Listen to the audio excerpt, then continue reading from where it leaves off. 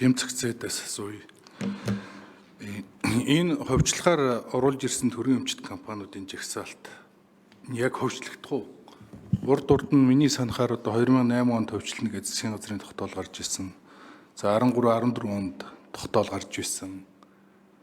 Тэгээд их хурлаас гаргасан тогтоолууд бас хэрэгждэг. Энэ зүгээр худлаа хоосон PR биш үсттэй. Яг ховчлогдох уу? Одоо тогтоол болгонд итгэхээ болчиход байна л да. Бид нар тогтоол гаргаал, хийгээл, хууль гаргаал гэдэг хэрэгждэг. Тэгээд энд юу ч хийж сууж байгааг мэдэхгүй. За 20 дугаар та нөгөө гадны хөрөнгө оруулалт менежментийг оруулж ирнэ гэж сая дурдж байна. Тэгтэл төрийн болон төрийн өмчит аж ахуйн нэгжийн тухай хуулийн 56-гийн 5, 4-ийн 1-ийн 29 зааснаар нөлөө бүхий хувьцаа эзэмшигчгээ 5% хязгаарлалсан төрийн бол аж ахуйн нэгж. Энэ дээр ямар ч гадны хан орж ирэхгүй шүү дээ. Банкн дээр бас хязгаарлалсан байдагтай адилхан гадны банк орж ирэхгүй байх гэдэг гадны банк орж ирэх болцоо нь байгаа. Тэр хязгаараас бол орж ирдэг. Тэгэхээр 5% дээр ийм хүн сурталтай улс төр нь ойлгомжгүй улс дээр гадны менежмент хөрөнгө оруулагч орж ирэхгүй. Энийг тогтоолын төслийгөө дагуулад, хуулийн төслөө боловсруулад, нэмэлт өөрчлөлтөө боловсруулж оруулж ирэхгүй бол болохгүй. Энэ судалгаа хийсэн юм уу? Хоёр дахь асуулт. За, гурав дахьт нь төрийн өмчит компаниудыг олон нийтэд нээлттэй хөрөнгийн биржээр дамжуулна гэж байгаа. Гэтэл энэ хамгийн гол суурь болсон хөрөнгийн биржигээд ховчлох талаар, менежментийг нь солих талаар бэлтгэл ажил судалгаа хийгдсэн юм уу?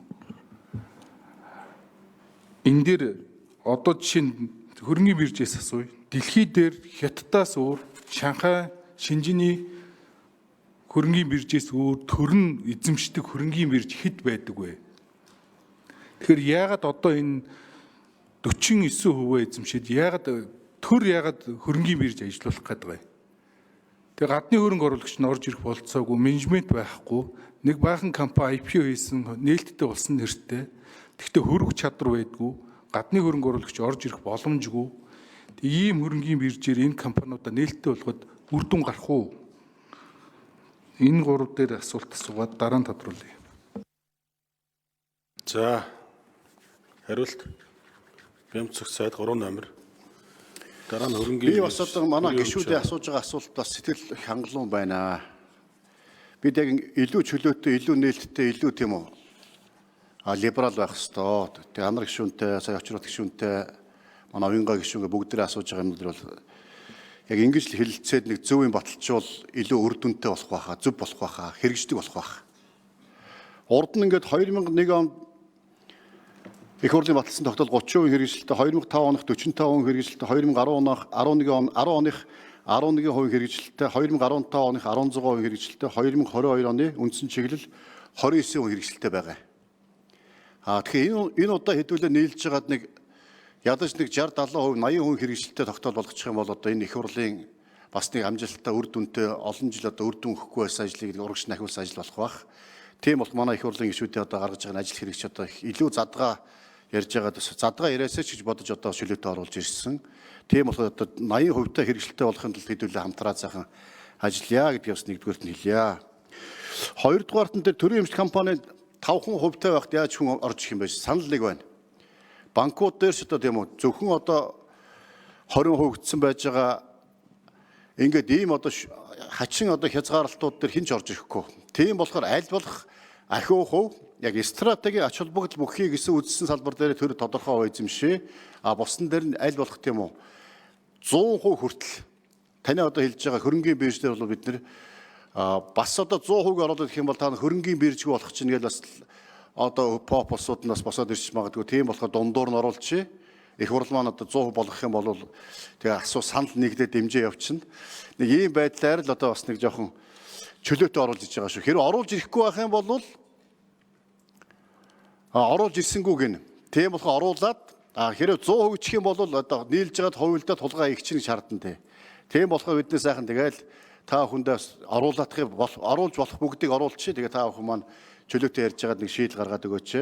Ер нь бол аль болох төрийн оролцоог багасгахыг төрийн зайлшгүй төрд байх одоо өмч тийм үү төрийн өмч компаниудын үр ашиг нэмэгдүүлээ гэсэн одоо гол үндсэн зарчим бодлогоо л одоо барьж байгаа гэдгийг хэлье. Энэ тэг биржтэй тэр хөрөнгийн биржийн бас одоо тэгээд за шин захиралтай болсон. Тэгээд ер нь бол хөрөнгийн биржийг бид нар чинь бас Лондонгийн бирж рүү оролдож үзээ, Сингапурын биржийн менежментэд оруулах гэж үзэл оролдсон. Яг үүндээ сая сүүлийн үед уулуурхаан бирж энэ дээр үйл ажиллагаа явуулж үр ашиг нэмэгдсэн. Манайд хөрөнгийн зах зээл, санхүүгийн зах зээл гэдэг нь үнэхээр унтсан байгаа. Одоо банкуд л мангас болтсон. Хэдэн банк бусууд дээрээс нь одоо хөрөнгийн зах зээл дээр одоо тийм хувьцаа биржийн арилжаа бол үнэхээр унтсан байж байгаа. Одоо тэгээд өөрсдөө их сайн ажилласан гэж хэлж магадгүй. Үгүй.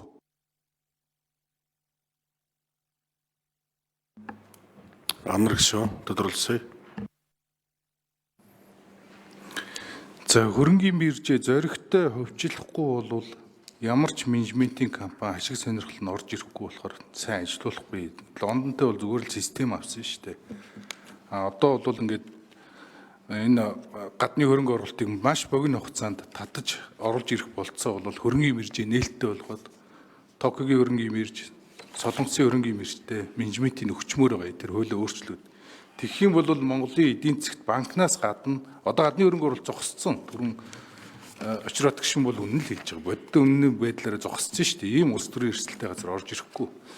Тэгэхээр хөрөнгийн биржээ эхлээд зэгцлэх ёстой. Тэгхийн тулд одоо цэнгэл дарагттай би бас санал солилцсон. Протокол дээр асууя. Хөрөнгийн биржийг бол хувьчлах сонирхол байдаггүй шалтгаан нь одоо газар байшинд нь болоод идэв шүү дээ. Тэгэхээр төрийн өмчийн хороо тэрийгэ тусад нь хувьчилж дуудлага.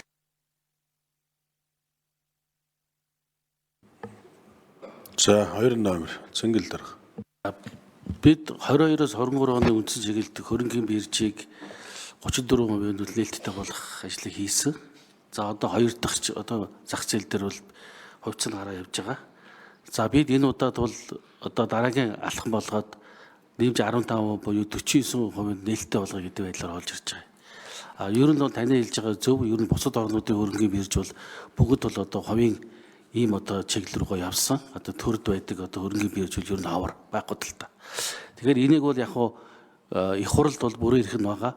Одоо бид 49-51 гэж явж байгааг бол хувийн хвшллийн юуг нь одоо давмгай байдлаар энийг бол оруулж болохгүй юм байхгүй. Ер нь бол хөрөнгийн бирж бол 34% гаргаад одоо туршлагатай болсон.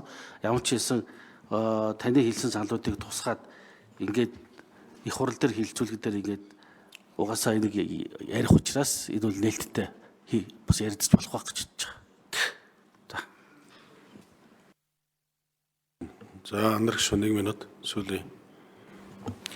Цэнгэл дарга нөгөө тодорхой асууж байгаа нь хөрөнгийн биржээс төрийн өмчийн хороо өөрийн эзэмшлийн газар барилгыг тусдаа дуудлага худалдаагаар оруулаад хөрөнгийн биржээ хувьчилж чадахгүй тийм зохицуултыг хийх болцоотой юу гэдгийг нэгдүгürt асууж байгаа. Хоёрдугаарт одоо тэр их хурлын гишүүдүүд ингээд та нарт эрхэн нээлттэй гэдэг байгаа. Гэхдээ хөрөнгийн бирж маань өөрөө энэ чиглэлийнхээ судалгаагаа бидэнд хэлцүүлэх ёстой шүү дээ. Судалгаагаа хийсэн үү гэд хамгийн анхны асуултан дээрээс асуусан. Энэ хоёр асуултын хариултыг авъя.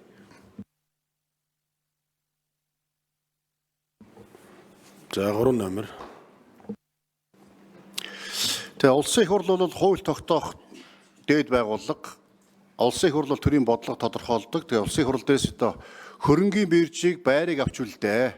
Тэр түүхэн тусгалтаа маш үнцэнтэй газар тэр байгаа учраас энийг авч үлдээд харин хөрөнгийн биржийнхаа тэр үйл ажиллагаа менежментийг нь тийм чөлөөтэй хөвчлээд тэр эрхийг нь хөвчлээ гэдэг ингээд шийдвэр гаргачих юм бол бид нар яг л тэгээ хэрэгжүүл явчихна. Ингэж шийдвэр гаргах нь зөв байх. Зөв байх. Үнэхээр одоо тэр сайн байршилтай түүхэн барилгаа төрдөө аваад үлдээ. Тэр хөрөнгө дотор нь үйл ажиллагаа болж хөрөнгийн биржээ тэр тусгай зөвшөөрөлтөй бүх одоо их тоног төхөөрөмж програм хангамж мэдээллийн сантай хамт нь одоо хөвчлээд ингээд чөлөөтэй хөрөнгийн зах зээл маань хөгжих бололцоог бий болгочих. Энийг бол та бүхэн болоод үндсэндээ их хурл дээр энэ ажлын хэсэг байгуулад санал гаргаад ингээд бид их хурлд ингээд засгийн газар ингээд чиглэх бололцоот ийм байдлаар шийдчихвэл илүү бас үр дүнтэй зөв болох байхаа.